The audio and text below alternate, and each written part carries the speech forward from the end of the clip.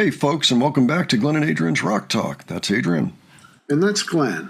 And today we are going to return to Sina drums. She's got a cover of an AC/DC song that we have known pretty much ever since its release date, which was July of 1980 on the Back in Black album. This is her cover of Hell's Bells, just the drums now. She's playing the actual track behind her drum playing. Now, this is over 10 years old, if you can believe that.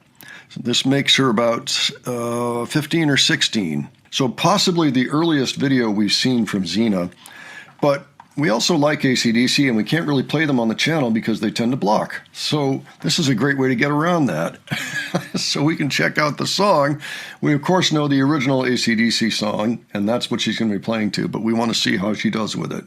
She makes the point that Phil Rudd's drumming on these AC/DC classics is not as simple as a lot of people think. I mean, there's a lot of restraint.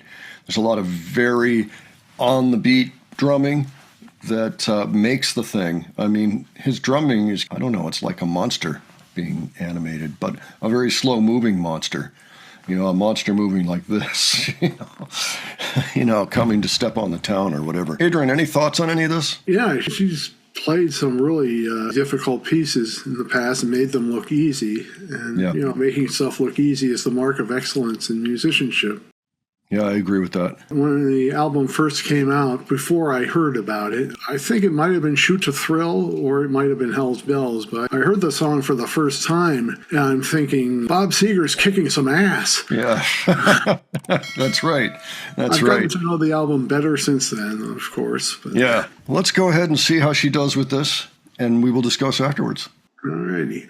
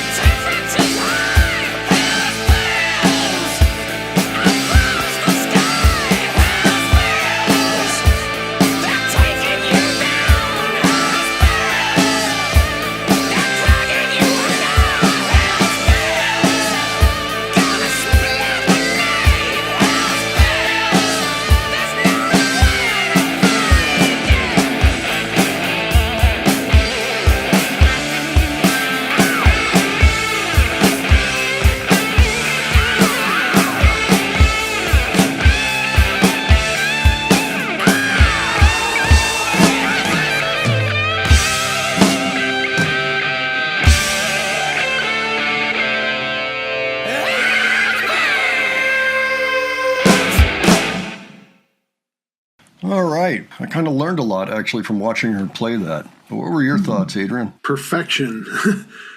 That's the biggest thought in my mind, perfection. She nailed Phil Rudd, that's for sure. Yeah. His playing it sounded like him. You know? Do you know what I noticed is she barely used the toms around her. It was almost all bass drums and snare and then the surrounding cymbals. Now the bass drum, that's about as minimal a use of bass drum as you can possibly get away with in rock and roll. And that's basically Phil Rudd's style right there. It's not often that he uses much more of the bass drum than just the boom on the ones, you know. He does occasionally do other things, yes, but it's just one of those things. He's kind of a minimalist drummer. You know, he doesn't do a lot. He doesn't play things that aren't needed. Because of that, I think it adds weight to what he does play. You know, and he doesn't tend to go offbeat too often, except for, you know, maybe the occasional odd, you know, boom, you know, like that. But mostly it's very straightforward. 1, 2, 3, 4, 1, 2, 3, you know, and it's just these big cymbal hits, you know, like it's never just like part of the bell or something. It's always, you know, towards the end of the cymbal where you get the big sound. That's it. Essentially, when she's playing fills and things, she's using the snare drum and a cymbal. Yeah, it's pretty simple, and I can see how it would sound easy to do, but it's really not. One thing I liked too is that, you know, they had that inset picture of her foot, you know, with the bass pedal, but they show behind her there's like this screen, and they project that whole thing onto the screen. I thought that was pretty cool. Yeah, I agree. Yeah, the whole thing is a lesson in discipline. It was interesting to see them actually project that second angle behind her and kind of over her. You know, that's a projection. It's not just a screen. Yeah, it must have been a creative choice. So that was interesting too. Yeah, she showed a lot of sensitivity to what Phil Rudd does as a drummer for AC/DC. And yes, they're a very heavy band, but that's about the best way I can explain them. They're like a heavy hard rock band. You know, they're not metal. You know, they're very much deliberate about what they do. I mean, the whole band kind of plays the way that Phil does. I mean, that's how Cliff Williams plays the bass. You know, it's generally boom, boom, boom, boom, boom, boom, boom, boom, boom, boom, boom, boom, boom, you know. And Malcolm is rock solid back there. And the only ones that kind of go off script are Angus and Brian, you know, and Bon back in the day, you know. It's deliberate. It's very much the style of the band to be a little bit minimalist, you know, and when things are made the focal point, like Angus's solos or Brian's vocals or whatever, it's clear that that's where your attention is supposed to be, and everything else is just supporting that, you know, just cranking along behind it very carefully. You know, like nothing is by mistake in their arrangements. That's something to really admire about AC/DC's output in general.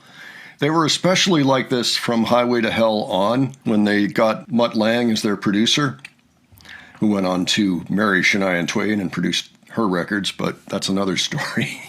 But he's the guy that produced Highway to Hell, Back in Black, and For Those About to Rock for AC/DC. And those are their 3 best produced albums, if you ask me. They're really amazing. Even before Highway to Hell, they had a pretty rock-solid way of doing things. But it really wasn't until Highway to Hell that it became kind of like they had written the book, you know, and said, okay, here's how we're doing it. Having said all that, I think Powerage is probably my favorite album. She did a fantastic job of showing what Phil Rudd was doing.